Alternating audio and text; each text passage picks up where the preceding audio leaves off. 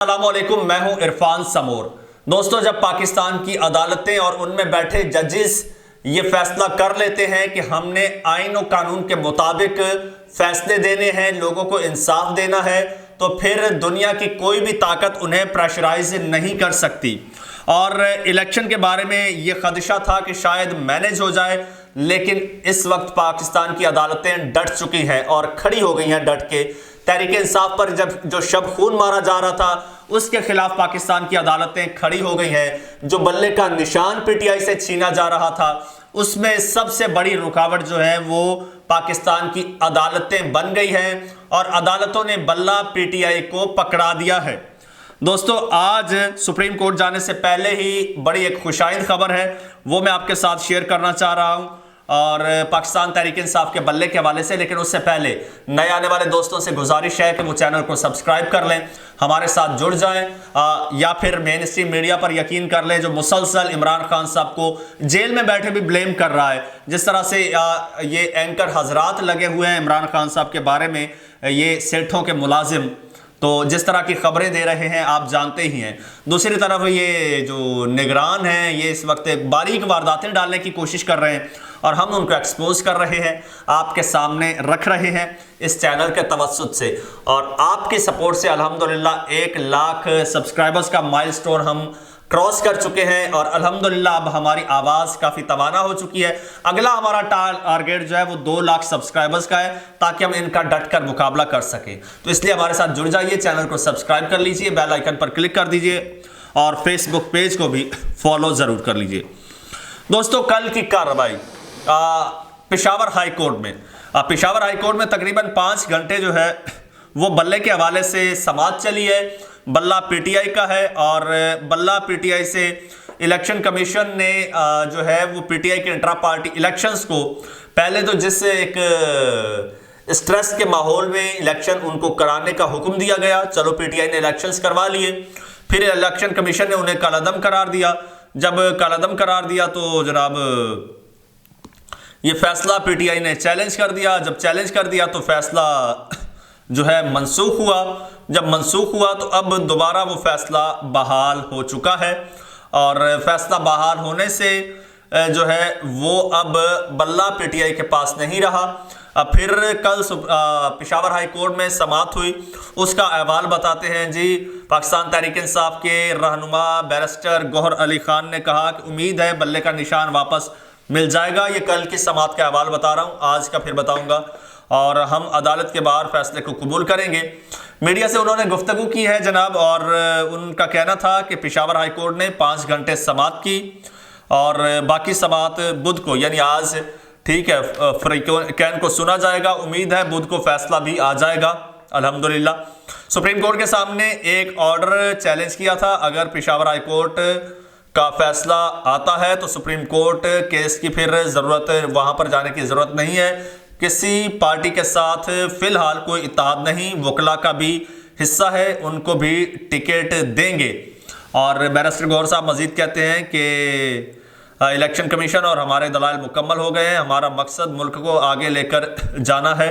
और उन्होंने ये भी कहा कि जिसको टिकट मिलेगा वही इलेक्शन लड़ेगा।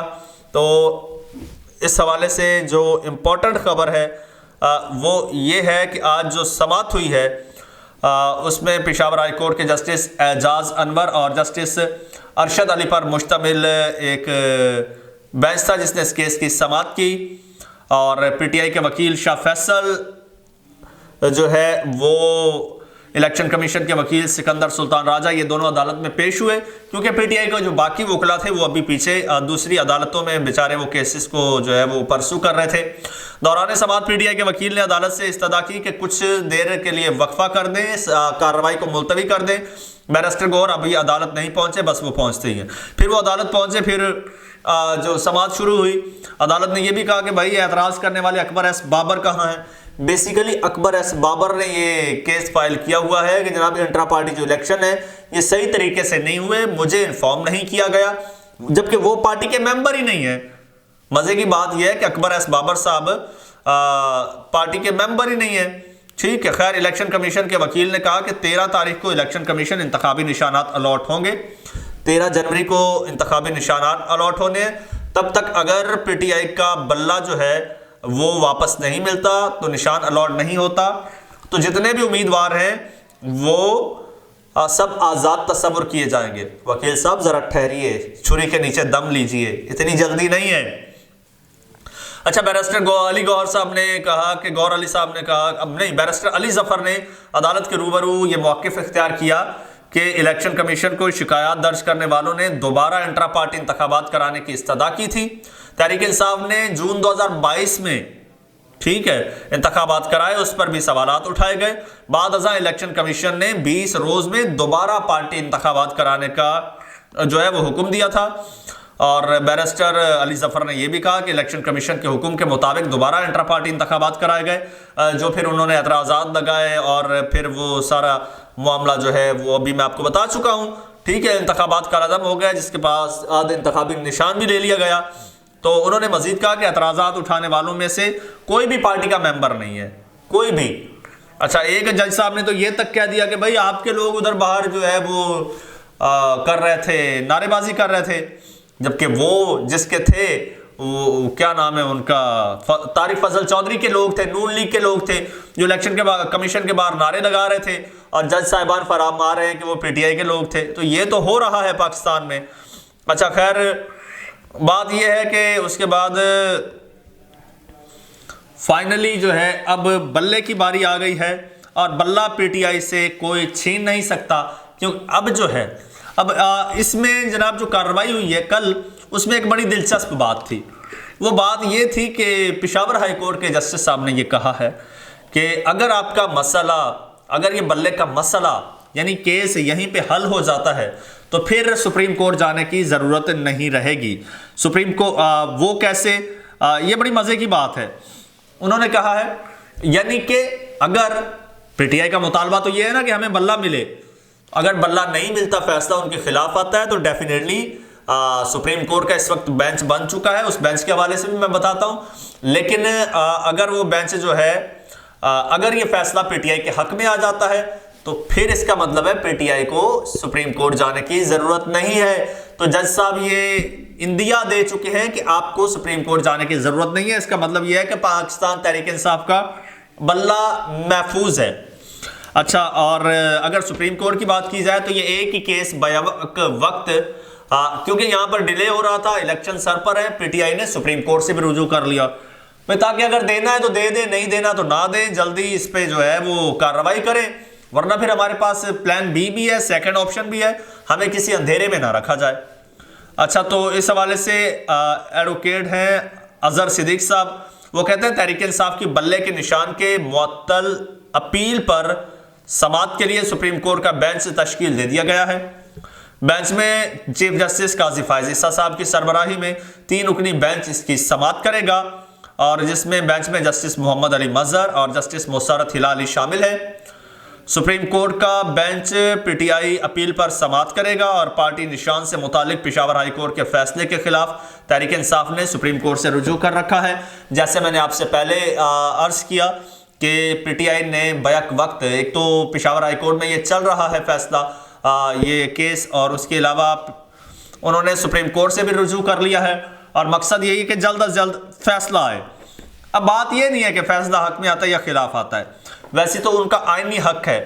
अगर ये जो निशान होता है, इंतखाबी निशान, ये किसी भी पार्टी की पहचान होता है, तो अगर जिस तरह से चीफ जस्टिस साहब ने ये रिमार्क्स दिए थे नवाज शरीफ साहब की ताहयात नाअहली के केस में कि किसी को भी छोटी मोटी गलती पर या छोटे मोटे जुर्म पर उसकी सजा ताहयात नहीं होनी चाहिए।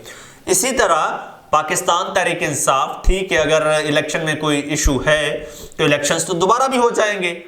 इलेक्शंस तो ये इस इलेक्शन के बाद हो सकते हैं, या उसमें जो एतराज़ात हैं वो दूर किए जा सकते हैं, लेकिन फिल वक्त जो है, फिल वक्त तकाजा यही बनता है कि अगर पीटीआई का कोई इशू है भी सही तो उसे पसे पुश डाल के फिल फॉर उसे फिलहाल इलेक्शन में जाने की इजाजत होनी चाहिए। ये उनका आईनी और कानूनी हक है। उनको इस महज सियासी केस बनाकर उनकी शिनाख्त से महरूम नहीं किया जा सकता।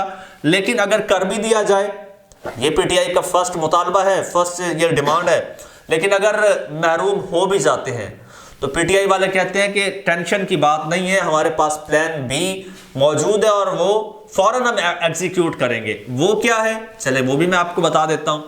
वो ये है कि एक जमात है राबता जमीयत उलमा इस्लाम पाकिस्तान, ठीक है, यानी RJUIP, ठीक, ये एक जमात है और इसका इंतखाबी निशान अंगूठी है और इनके साथ भी पाकिस्तान तहरीक इंसाफ का मुआहिदा हो चुका है। अगर पीटीआई को बल्ले का निशान नहीं मिलता, 13 जनवरी से पहले इंतखाबी निशान अलॉट होने से पहले ये फौरन उसके साथ जो इत्तेहाद है वो अनाउंस कर देंगे और पीटीआई के जितने भी मेंबर्स ने इस वक्त पेपर्स सबमिट करवाए हैं तो उनको उस निशान के तहत टिकट्स जारी कर दिए जाएंगे। और ये गौर साहब ने भी कहा है कि कल परसों जो है हम टिकट्स इशू कर देंगे। अब पीटीआई सिर्फ ये इंतजार कर रही है कि किस इंतखाबी निशान के तहत टिकट्स जारी करने हैं। आया पाकिस्तान तहरीक इंसाफ के उस लेटर हेड से जारी करने हैं या फिर राबता जमीयत उलमा इस्लाम के लेटर हेड से जारी करने हैं टिकट्स, और इंतखाबी निशान बल्ला होगा या अंगूठी होगा।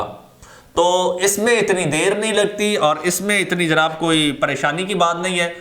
बल्ला हो या अंगूठी हो, बस पीटीआई के लोगों को थोड़ी सी बताने की जरूरत है और उन तक खुद ही पहुंच जाएगा। उन तक तो जनाब ऐसे बात फैलती है, पीटीआई के लोगों तक ऐसे पहुंचती है जैसे जंगल में आग जो है उसकी रफ्तार भी स्लो होती है। तो पीटीआई को इतनी बड़ी कैंपेन करने की या ऐसा कुछ करने की जरूरत नहीं है।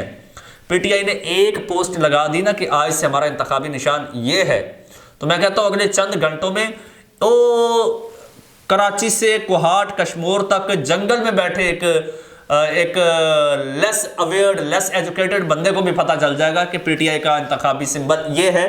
पीटीआई का नेटवर्क इतना मजबूत है। दोस्तों कमेंट सेक्शन में अपनी राय का इजहार जरूर कीजिएगा और चैनल को सब्सक्राइब कर लीजिए, बेल आइकन पर क्लिक कर दीजिए, फेसबुक पेज को फॉलो जरूर कर लें और मुझे इजाजत दें। अल्लाह हाफिज।